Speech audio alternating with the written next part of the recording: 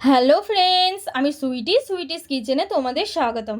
আমরা অনেকেই আছি যারা মাছের থেকে বেশি মাছের ডিম বেশি পছন্দ করি। আবার এমন অনেকেই আছে যারা মাছের ডিম একদমই খেতে পারে না, কারণ এতে কাঁচা আঁশটা গন্ধ থাকে বলে। তো আজকে আমি মাছের ডিমের একটা রেসিপি নিয়ে এসেছি, তার নাম হচ্ছে মাছের ডিম কষা। তো তোমরা ভাবছো মাছের ডিম তাও আবার কষা? আরে হ্যাঁ হ্যাঁ, ঠিকই শুনেছো, মাছের ডিম কষা। আজকে আমি মাছের ডিমটাকে খুব ভালো করে ধুয়ে সব রকমের মশলা দিয়ে ভালোভাবে ফ্রাই করে নিয়ে একদম মাংসের মতো কষিয়ে রান্না করব। তো চলো রান্নাটা শুরু করা যাক।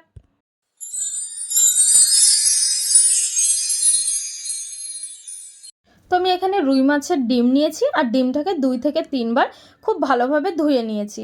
আর এখন এতে পরিমাণ মতো লবণ দিলাম, এতে পরিমাণ মতো হলুদ গুঁড়ো, এখানে পরিমাণ মতো লাল লঙ্কা গুঁড়ো, আর একদমই অল্প পরিমাণে আদা রসুনের পেস্ট দিলাম।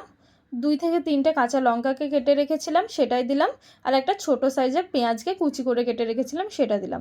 এখন হাতের সাহায্যে খুব ভালোভাবে এগুলোকে মিক্স করে নিয়েছি। এখন একটা কড়াই বসিয়েছি, আর কড়াইয়ে সরিষার তেল দিয়েছি, তেলটা গরম হয়েছে। তাই এই পর্যায়ে আমি মাছের ডিমগুলো একটা স্পুনের সাহায্যে অল্প অল্প করে দিয়ে বড়ার আকারে ভেজে নেব। তো দেখো আমি মাছের ডিমগুলো দিয়ে দিয়েছি একটা একটা করে।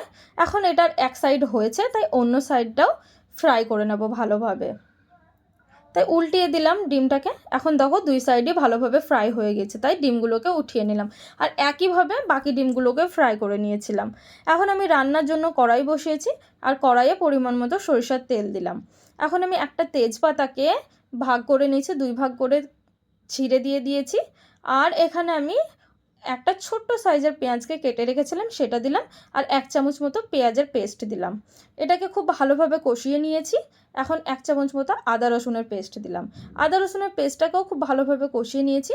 এখন 2টো ছোট সাইজের টমেটোকে আমি পিউরি বানিয়ে রেখেছিলাম, সেই টমেটোর পিউরিটা দিয়ে ভালোভাবে কষিয়ে নিয়েছি। এখন গুঁড়ো মশলাগুলো দেওয়ার পালা।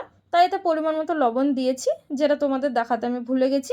এখন পরিমাণ মতো হলুদ গুঁড়ো, ঝাল অনুযায়ী আমি এখানে লঙ্কার গুঁড়ো দিয়েছি, আর এখানে অল্প পরিমাণে ধনে গুঁড়ো, আর অল্প পরিমাণে এতে আমি জিরে গুঁড়ো পাউডার দিলাম।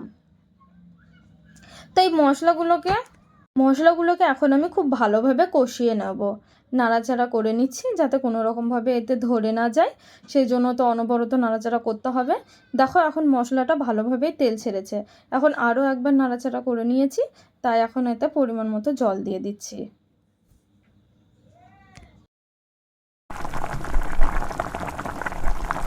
দেখো গ্রেভিটা এখন ফুটতে শুরু করেছে, তাই যে মাছের ডিমের বড়াগুলোকে ফ্রাই করে রেখেছিলাম সেগুলো এখন একটা একটা করে দিয়ে দিয়েছি।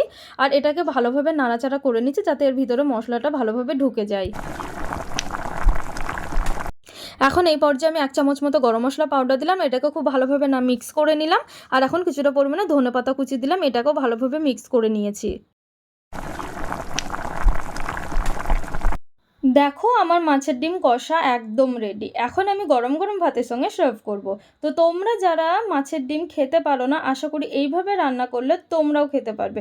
তো তোমরাও আমার মতো এইভাবে বানিয়ে খেও, আর কেমন হয়েছে কমেন্টের মাধ্যমে জানাতে কিন্তু ভুলো না।